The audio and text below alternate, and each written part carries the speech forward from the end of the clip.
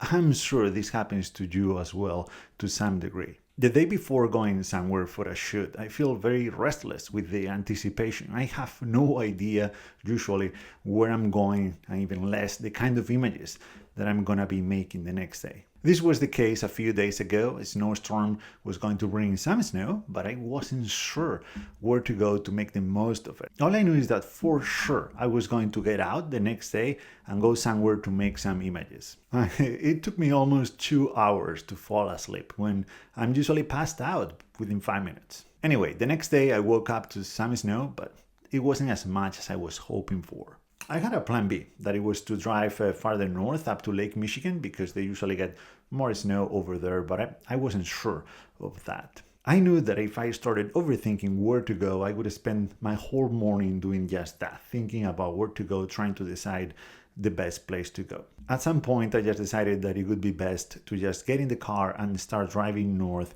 and stop whenever I saw something that it was interesting. My first stop was a tree by a cemetery. It's kind of hard to stop on the side of the road on these days because the shoulder is usually full of snow and sometimes it's hard to tell where the asphalt ends and the ditch begins. Then I got to La Porte. I had driven through that town a few times before, but I had never stopped there. I saw a lake with a little path along the shore, so I decided to stop and try to make some images with very mundane objects like the fence, benches, and stuff like that.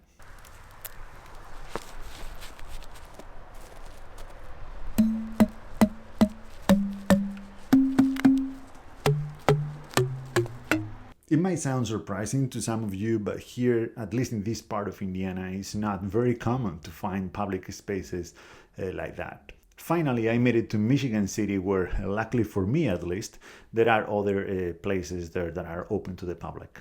Again, I didn't find as much snow as I was hoping for, but it was very pretty. It's always worth it.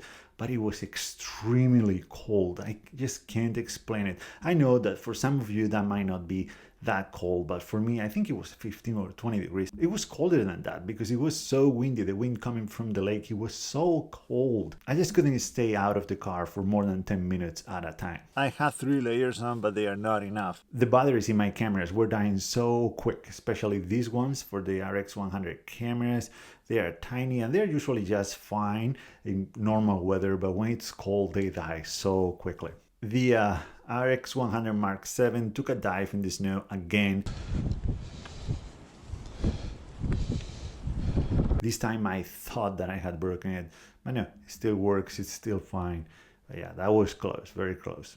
I kept walking and driving around trying to find scenes to photograph, and I found some, but it was, as I said, it was too cold for me, so I decided at one point to call it a day and to come back home. I got here slightly after sunset. There was still some light out outside, so of course the first thing I did when I got here was to grab my camera and go for a walk, and I made a couple more images. And that was my day. Overall, a good one.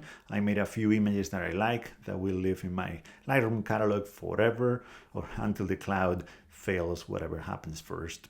But as I was importing them into my Lightroom catalog and they were starting to fill the spots to the left of the images that at some point were my newest images and now they are not anymore, I kept wondering about the next ones, the ones that are gonna fill the spots left to the images that I made yesterday. Those will be images of scenes that don't exist just yet.